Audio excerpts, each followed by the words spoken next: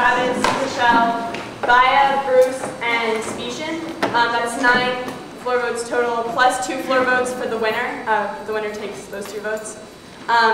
We will be pounding after a grace period, so try to keep it to that. And there will be floor speeches. So, that said, I'd like to welcome you all here and call upon the Prime Minister to deliver the first speech of the round, not to exceed 7 minutes. You're here. Thank you very much, Madam Speaker, for calling me up here. Most guest panel for judging. Hopkins has been a really great tournament. Even though the last time I PM'd in the tournament was at Temple, that doesn't mean there's anything else in common between the Temple tournament and the Hopkins tournament. I'm running a case that I think some people in the audience have seen. I don't think any of the judges have seen it. Definitely these guys haven't seen it. But I'm sorry if you're one of the 2 people who I think might have seen it. So the background that we're going to give is that in the status quo, most states allow for some form of private adoption. You have to pass certain government checks in order to actually, give up your child and also give a child, but you don't need to go through you don't necessarily need to go through an adoption agency. However, you cannot compensate the birth mother for that child. In some cases, you can pay some percentage of the medical expenses or something like that, but you can't directly compensate the birth mother for the child. So the case is basically just a simple, modest proposal that's don't restrict the amount that you can legally compensate birth mothers, allow private adoption for a price. People have tended to call this case baby selling. If you want to, that's fine, but it's not really selling. Any questions before I go on? Yeah. What's the difference between giving your baby to somebody for money and selling? Well, selling implies lots of property ownership that really doesn't do a lot of wonders for our side of their house. All right. All right, so we have 3 reasons that we want to tell you why we think baby selling or commercial adoption is a good idea. And the first one is what a world would look like with private adoption. And there's 3 things here. And this is sort of more just an informative rather than argumentative, but it really shows you, it's argumentative, I guess. Okay. So the first thing is that the decision to give up a child for adoption would be very different, right?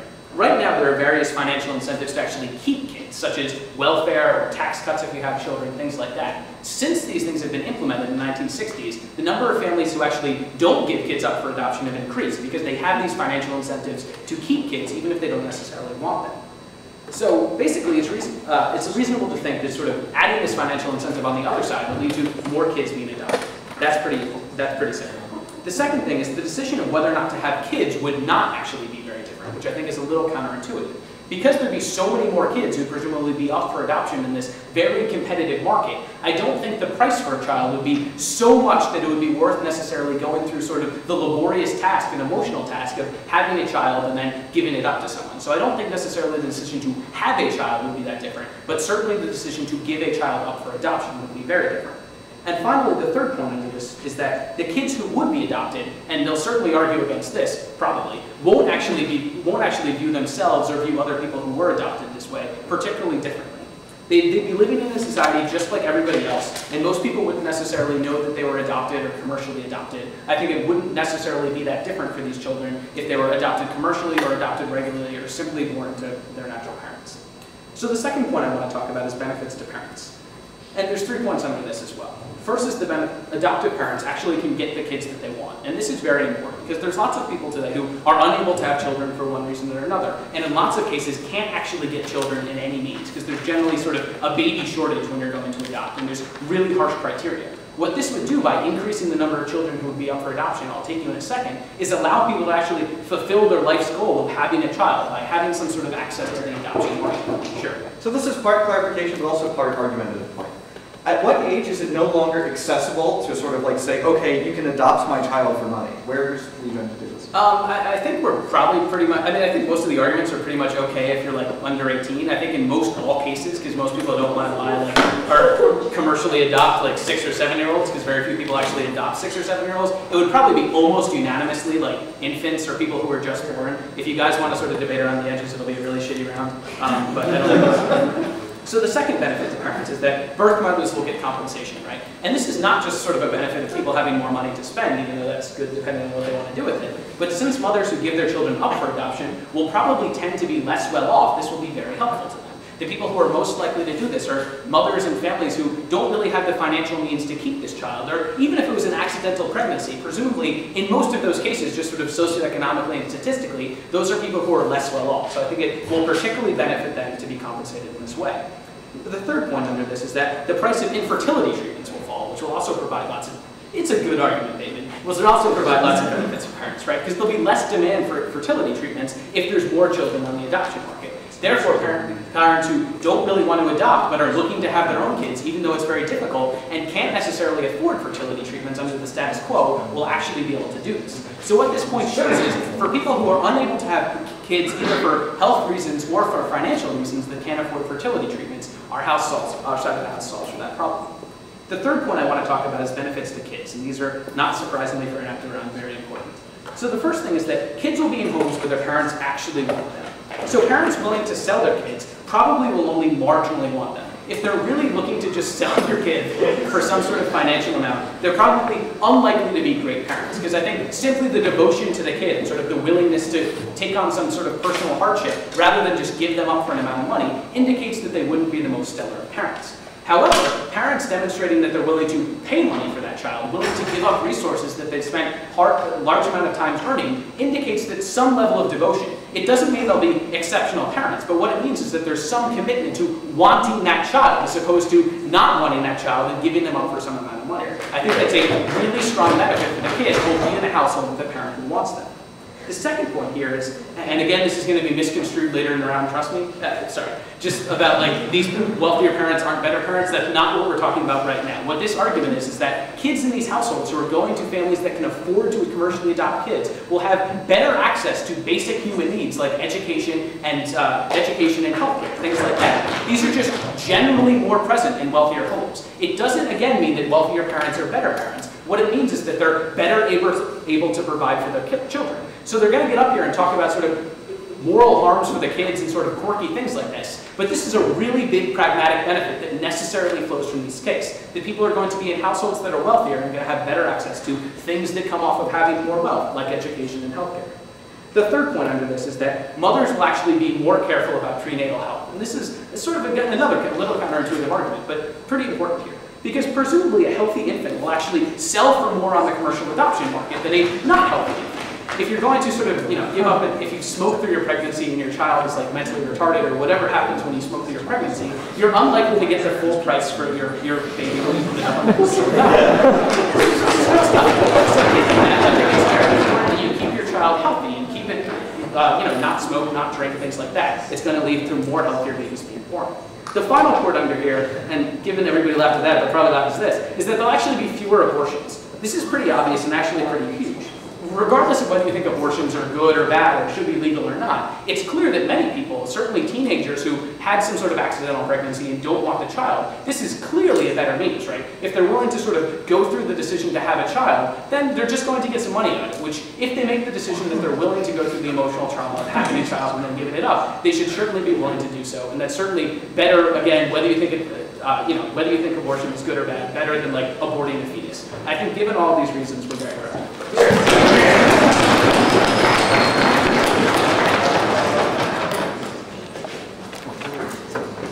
We're here. Oh, sorry. My bad. It's cool. I don't need any introduction, I think.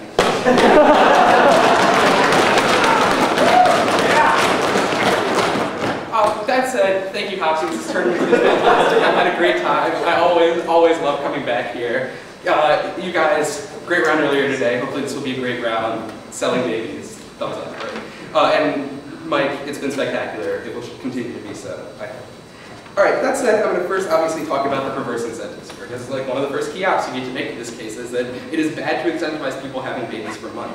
Now, they say that maybe people won't be having babies for money. This is just a safer decision in the long run. Recognize when they talk about women treating their babies like an investment that you have to take care of, like a business they're building. Like our prenatal health. That's not important because we need to keep the baby healthy. It's important because it's going to hurt my options later on. There's a clear commodification of babies in this market, and this isn't something I think we have a lot of issues in this country with the commodification of people. I think we had moved beyond them, but they want to bring us back. I think that's sort of Listen, the next thing I want to talk about is their picture of sort of the adoption world. There actually aren't, it's not exactly that people are hurting for it. There are actually more babies out there than parents who want to adopt, by a lot. It's just, it depends on different communities. There are very few people who want, there are a lot of people who want that particular white blonde child whose parents happen to have good SAT scores but made a mistake before they went to Yale. Like, yeah, those babies are rare, but by and large, around the world and in the United States, especially minority babies, there is actually a glut. To incentivize selling babies doesn't incentivize actually taking these babies off the market, if you will. Like, all those Vietnamese kids who are coming in vogue are going to cease to be in vogue when you can buy yourself a flashy white one. I think that's really wrong. This is a serious problem in American society. And one reason abortion levels are so much higher in minority communities is it's very, very hard for American minorities to find parents for their children. Once you enter this, and once parents start expecting money for this, abortion becomes even more difficult. Kids become even less desirable, and I think that's really problematic. Next, they said they're willing to sell older kids. Like, in a few cases when this happens, that's really fucked up. I think we all recognize that. They don't want to take this debate to the gutter, but I just gotta throw it out there. Like, imagine if your mommy sold you when you were 12. You would feel horrible.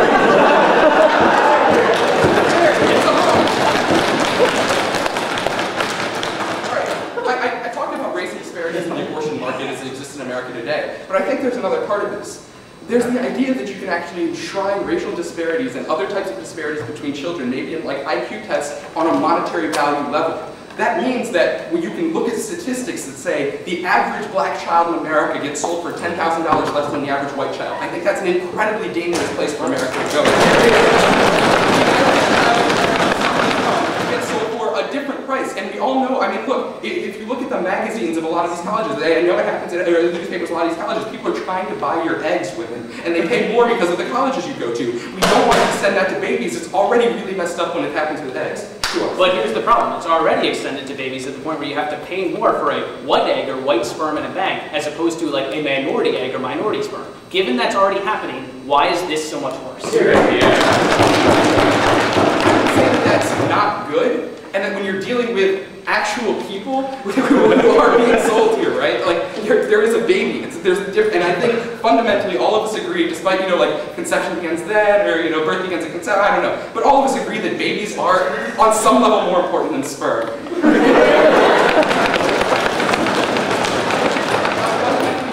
I think it's a fundamentally different question when you're dealing with that way. The last thing I want to talk about is the parents they get. They talk a lot about how these kids might have great opportunities, parents that really want them. Recognize parents will also be incentivized to see their kids as an investment. There's a commodification of the child on the parent side too. If your kid doesn't turn out how you expect, that becomes not, oh man, I did a bad parenting job, but man, that was a bad investment. That was a bad $37,000 that I spent on Johnny because then he stole my car. Right? Like, that's actually something, and that might come up in discipline. Like, God, you were really expensive. Why aren't you paying out?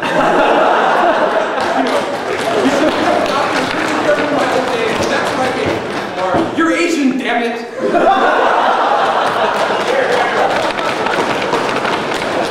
That's incredibly dangerous. All right. The first thing they talk about in the case is sort of the incentives to kids. The incentives already exist, and we need to sort of, and we might as well just enshrine this incentive to have people buy babies. Listen, I've already dealt a lot with a lot of these problems. And I think the real question is why we want people adopting babies and how we want that to happen. I think we want to move towards a purer adoption system possibly with less checks, making it maybe easier to buy parents, but what we really want to incentivize is parents adopting children who need it the most, not children who might be the most expensive. That's where we want to go as a society, not where they're trying to take us. They say, listen, kids would view it substantially differently. Recognize that often a fundamental part of an adopted child's life is the search for their birth parent.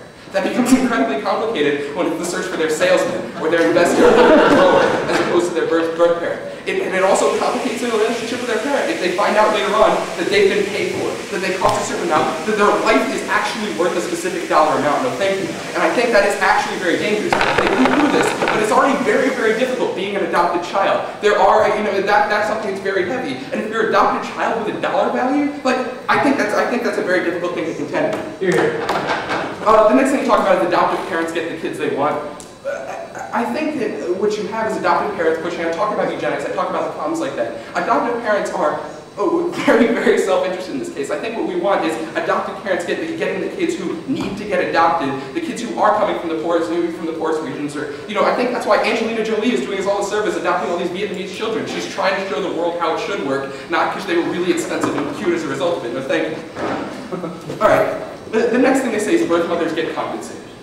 Recognize that this does incentivize not just pregnancy, but repeat pregnancy. Like, yeah, there are compensations under the current system for having kids, but kids, you still have to raise them. It's still expensive. It's still not a sweet ride. It's not like your meal ticket. It's not like getting drafted. You get it, but this time, you just pop it out, get paid, pop it out, get paid, pop it out, get paid until your uterus gives out. That's not what we want to incentivize. And no, seriously, like, if that shit is really, really valuable, that becomes, like women selling eggs, a business, and there are a variety of children floating around from women with, different fathers or sperm bank fathers or a variety of other issues that I don't think we're ready to deal with. The next thing to talk about is the price of fertility clinics falling. Recognize the number one problem with fertility, with sort of fertility clinics and prices is infrastructural. They benefit actually more at this point from economies of scale than they would from like decreased demand in terms of pricing. Like it's actually very there are very long waiting lists for fertility clinics right now, and it's just a massive infrastructure problem. What they're talking about doesn't deal with the issue at its core. And most people who go to fertility clinics because they very much want their own kid. If they were willing to adopt, they would do that in the first place. It's just a different decision entirely. All right, kids will be in homes where they wanted it. Yeah, they'll be in homes who bought them. It's like it's a little bit. I think that's slightly different. Like, yes, the parents will want them, but I think that's also true of any adopted child. That's not necessarily. And I think complicating it with a financial relationship doesn't make the relationship with a parent any more whole. In fact, I think it makes it less whole. And so you get kids going to homes that theoretically want them, but also homes that have invested in them, but have commodified them in a very perverse way. And I think that's very problematic. Here's here. I talked about that coming up in discipline later, et cetera, et cetera. They talk about mothers being more careful with their investments. I've already talked about why that's desperately sick. And the last thing they talk about is how there are fewer abortions. Listen, I'm going to go ahead and say that that's not necessarily good. We don't necessarily want girls in high school going through pregnancies, dropping out of high school to carry temporarily, or 9 months, to carry a baby because there's a payout at the end. There's a reason to be kept protected. It's often better for the mothers than looking for a payout by having a baby. We actually don't need more babies on this earth. We have too many. There are plenty of babies floating around who need to get adopted. Adopt them. Don't pay random people to have your kid. Here.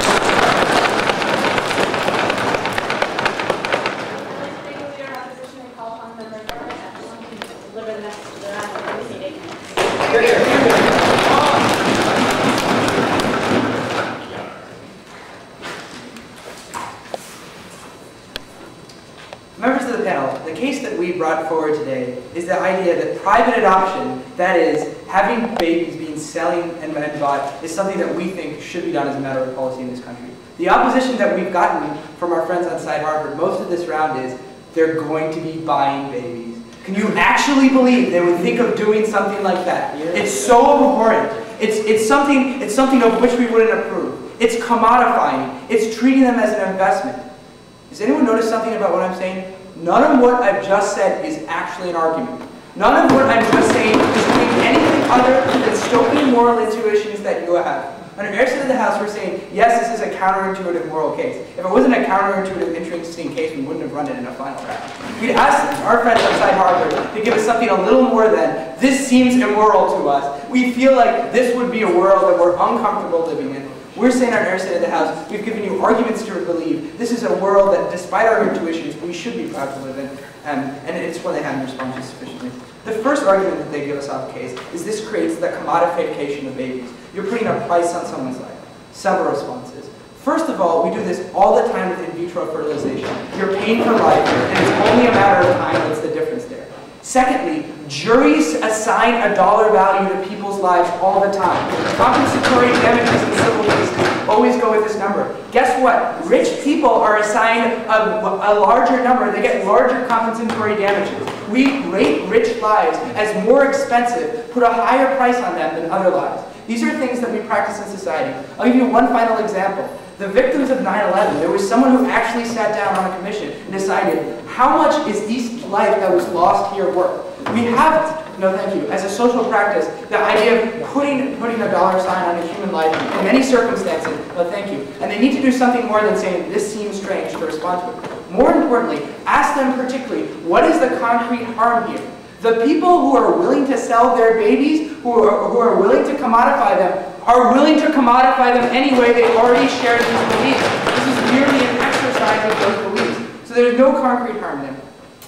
The second argument we get, I'll take you later. The second harm we get is that a lot of people will go for these rich white babies, ones that come from intelligent parents, and they won't go to minority babies. All right, first I'd like to respond to this by asking them, what is the comparative benefit that they offer? On our side of the house, we have some people in adoption, who are up for adoption, who are finding foster families that want them.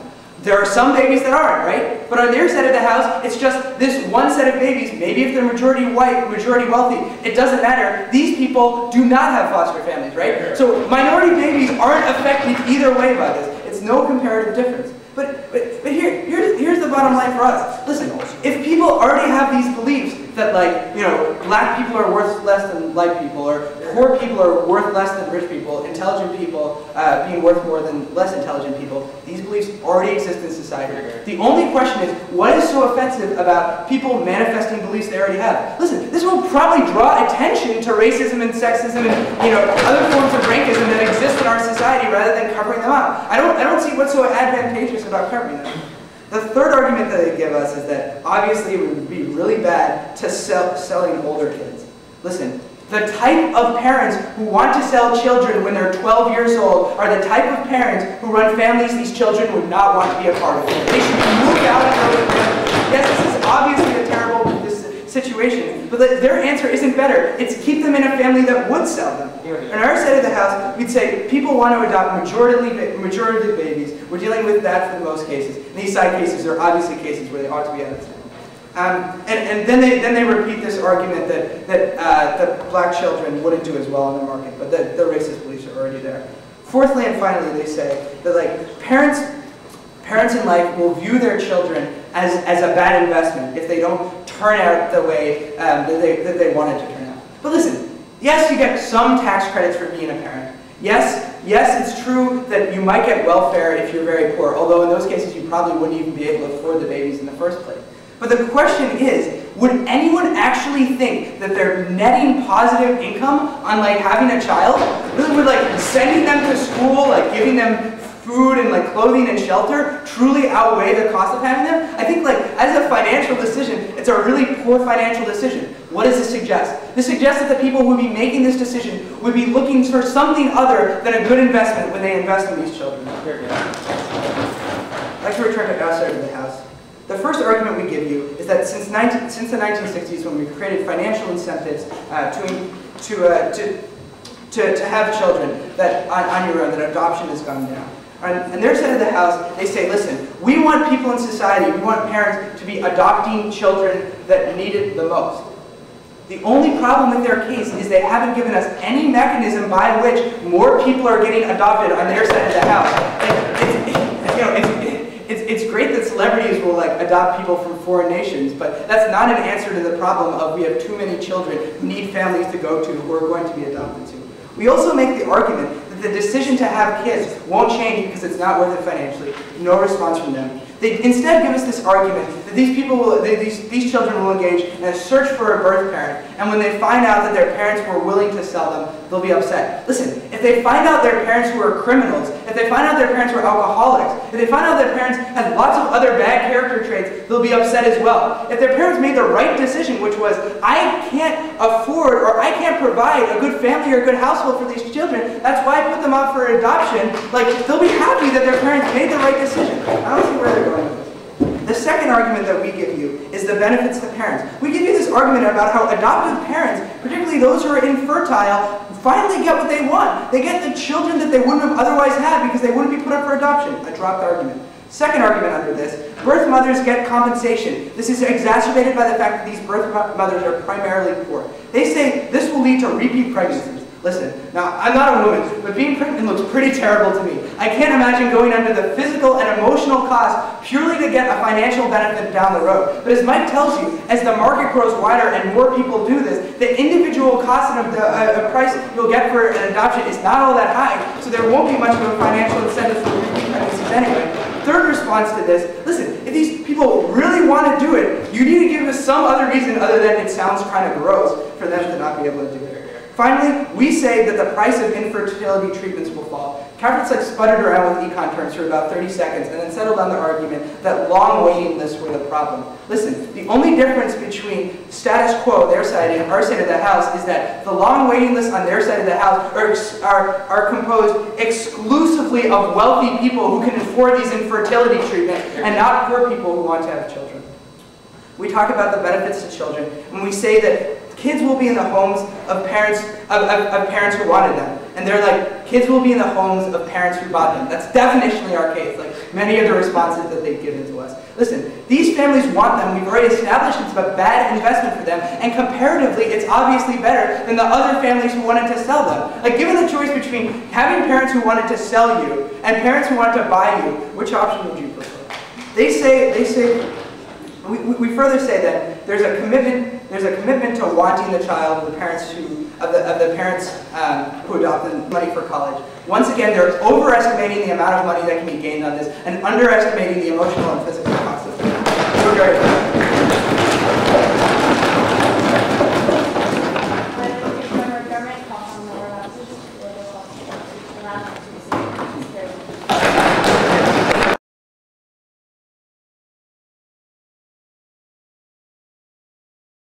Thanks very much, everyone. This is the only way I ever get into final rounds. So, I have one serious point, and then you guys get some funny points. The first one, and I don't know if this point may have been made, but I didn't hear it, was that if you sort of commoditize babies like this, I think the bad effect this is going to have on the adoption process is that all of a sudden these adoption agencies are going to start looking for the person who's willing to pay the highest price for the baby, rather than who's going to give like the best person. But that said, we talked a lot about economics in this case, but I don't think we went deep enough into economics. In talking about when you create a market for babies, necessarily lots of other things build up out of that. And that is the various financial institutions that will use. Trevor made a very good point to me, which is that, let's say these babies are an investment, you do want to make a financial profit. Well, it seems pretty logical that you're going to want to take out a loan to sort of sell these babies for. And, but what happens if this baby turns out to not have the qualities that you want and they don't sell for as much? Well, does the baby then get repossessed by the bank? But that brings up another point. When there's this kind of risk involved, you necessarily need to hedge that risk. Which means that what's now going to happen is that you're going to get a lot of baby futures. And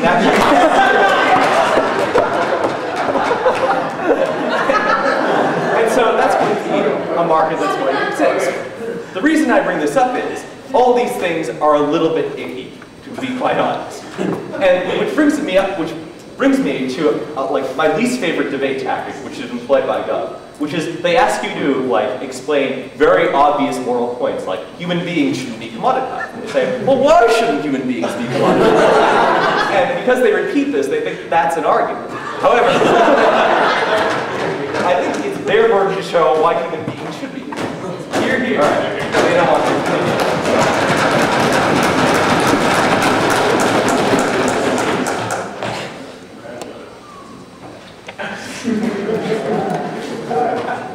Hear, hear. Here, here, here, here.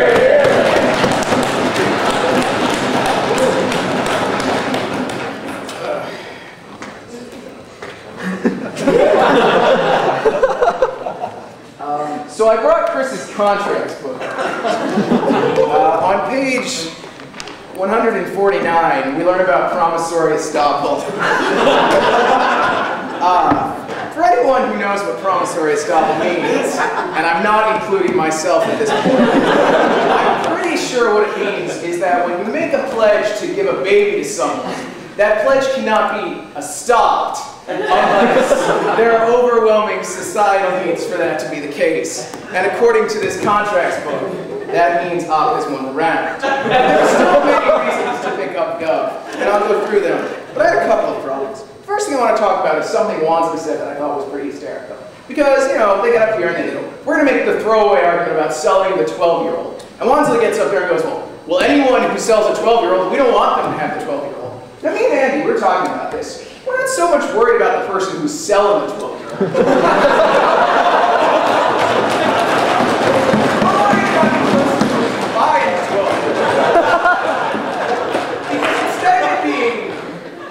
beware. It becomes beware of buyer. Probably not. So a couple of people who could do some things with things that they could buy and might not see small children. First is Chris Ford. He's got a very dirty apartment. He could use a little live-in help. Second is Mike Wright. He's got a year ahead of him. He could use a toady partner.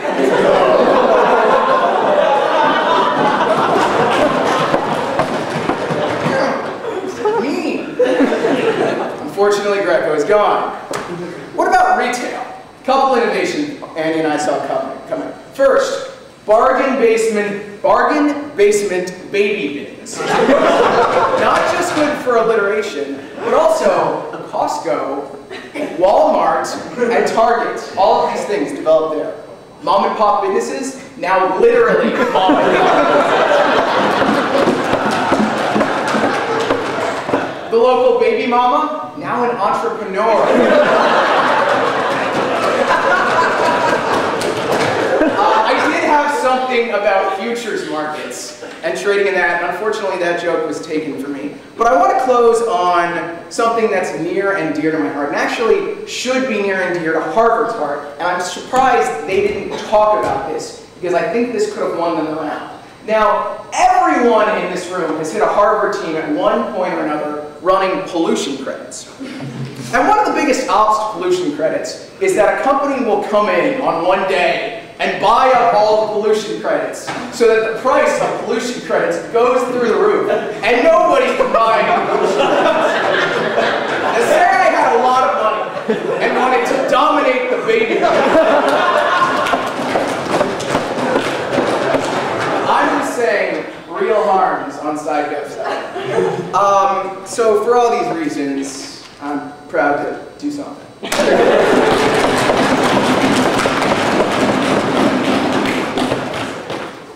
like that. So now call on the resolution to Here, here. all the caveats and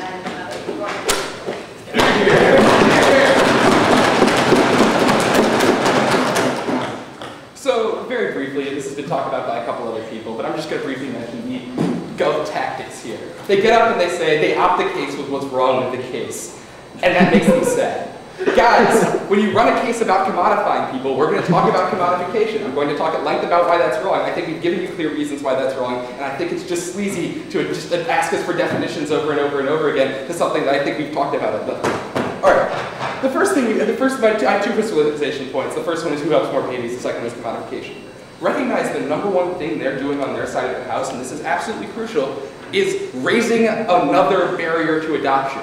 Our problem in society today is not that we have too many adoptions or that babies are cheap or something like that. It's that we don't have enough people adopting babies. If adopting babies all of a sudden becomes not just like onerous and difficult and whatever, but also expensive, we think that's highly problematic. We think you actually, in the long run, when babies' parents are looking for a payout, lower the amount of people adopting babies, lower the amount of people willing to engage in a market for, love and human life that they might find corrupt.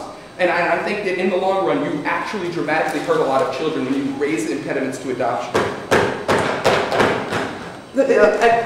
I'm sorry, members of the panel, but I looked over my flow in LOC, and I don't see this here. I'm curious where it came from. Try it on.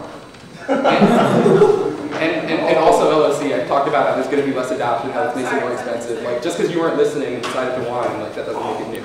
All right.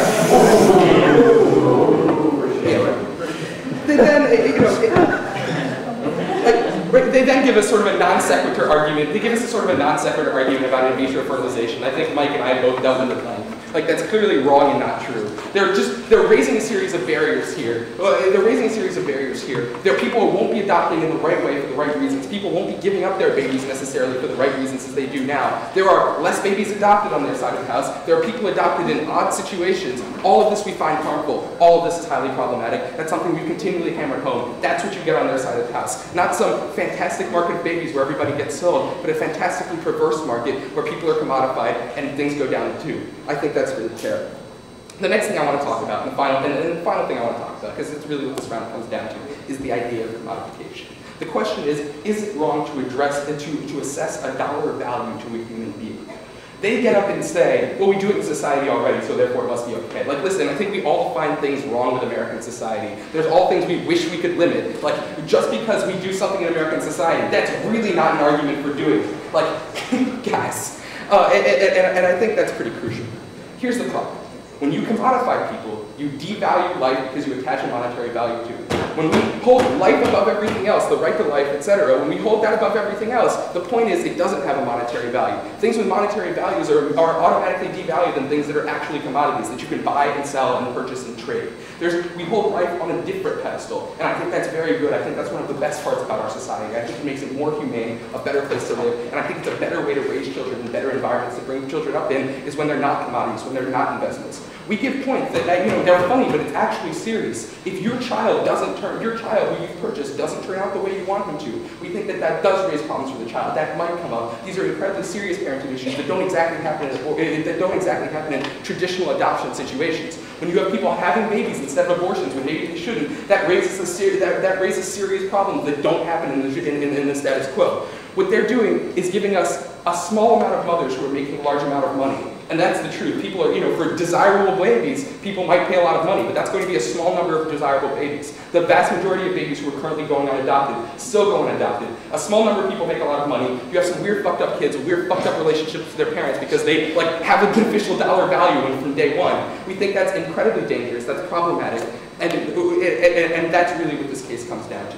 This case comes down to fundamentally changing the relationship between parent and child in America. It fundamentally, and making that relationship actually an investment. Maybe not purely a financial investment, maybe they want some emotional benefits out of it, etc., etc. But having a child is supposed to be about giving that child a home, especially adopting that child is supposed to be about giving that child a home, loving it for what it is, not buying a child to get exactly what you want. Adoption should be, on some level, and is often generally on some level, a selfless act. It's not a self-serving act in search of what you want. They claim to give parents more of what they want. What they're really doing is just perverting the parent-child relationship. That's something we feel very strongly against. We're very, very proud to oppose.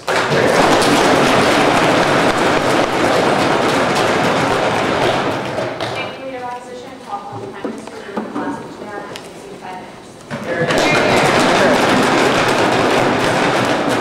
Thank you very much, Madam Speaker, for recalling me. Everybody for judging, everybody for watching around. I hope it's been interesting. Guys, for an interesting Matt, for a really great weekend. I've enjoyed it. So I want to start off with, obviously, the argument of, is any of the stuff that we talked about really that bad? Because I think there's a couple of sort of moral arguments that we get. And we're going to do the same tactic, even if these guys think it's unfair, because I really don't think what they've done is sufficient. The first point is commodifying life. They think assigning a value to a life is bad. Why? We ask time and time again. We never really get an answer until the LOR, where we actually did go. It was, guys, that's ridiculous. That's exactly what Zach said. That's the only justification that we got. Maybe it's unfair for us to get up here and say, you have to actually explain why things are immoral, or why things are so morally bad, and not just sort of intuitively policing. But I think at the point where Matt and I have given you lots of examples of how we think this is basically consistent with the status quo, why commodifying life in this way we do in lots of other cases. That doesn't mean we should do it in all cases, but we've given you very similar cases, like paying for in vitro fertilization, like going to a sperm bank and buying sperm, like paying an adoption agency to arrange an adoption. Those are all giving some sort of financial value to obtain a child in some way. Given that that seems to flow to the same sort of commodifying of life that we were talking about, it wasn't enough for them to say, gee, that sort of makes my stomach feel upset. They have to actually do something in this round to explain why there's a real harm there. But then we get sort of a separate argument under this sort of moral haziness. So people will have extra kids, and you'll have lots of people with extra, repeat pregnancies.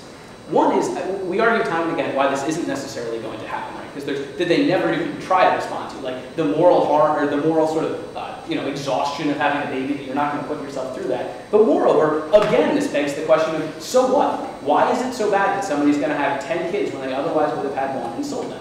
They just say it and assert that it's bad. They don't even assert that that's bad. They just say it and assume that everyone thinks it's bad. I don't think they've done enough work in this round. If these are so morally obvious and intuitive things, they should be able to say something more than, what, when you actually try to explain something. This isn't very difficult things to articulate. I think they haven't done a good enough job.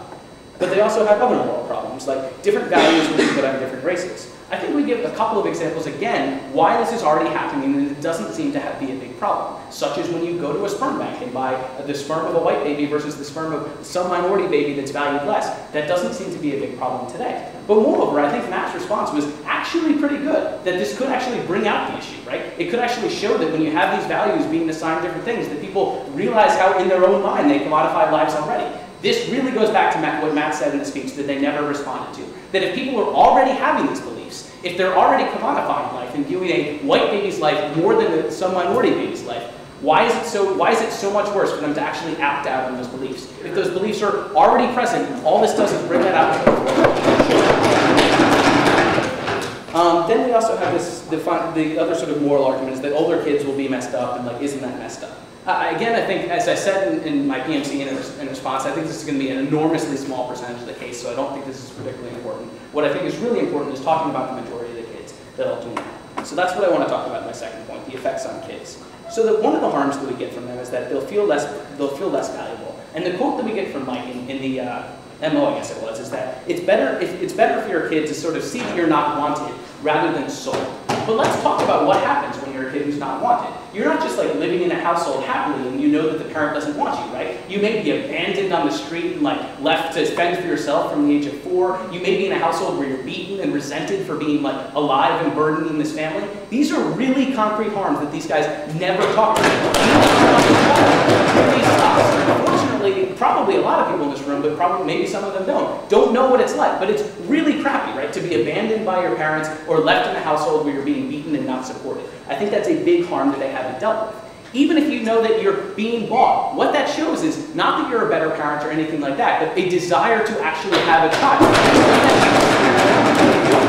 In some respect. If you're willing to put forth money, or even if you're just willing to adopt in most cases, that means you're going to be a better parent than someone who's willing to sell. As Wansley said, and I think it really sums it up well, would you rather be with a parent who's willing to buy you or a parent who's willing to sell you? I think the answer is clearly with a parent who's willing to buy you.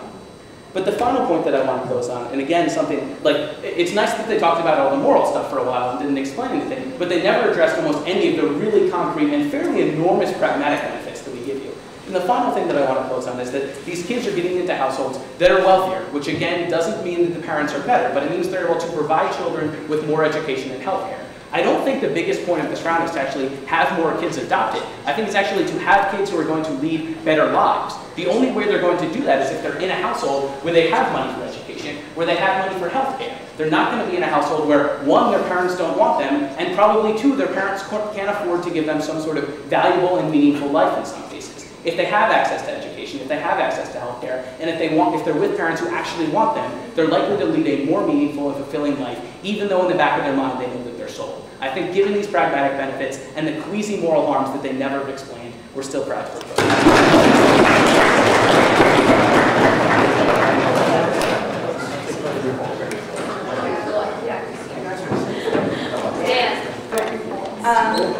A 7-2 judge vote and 9-2 with 4 votes. In second place with a 4-1 record, speaks of 260, ranks of 17, Princeton and Yale hybrid.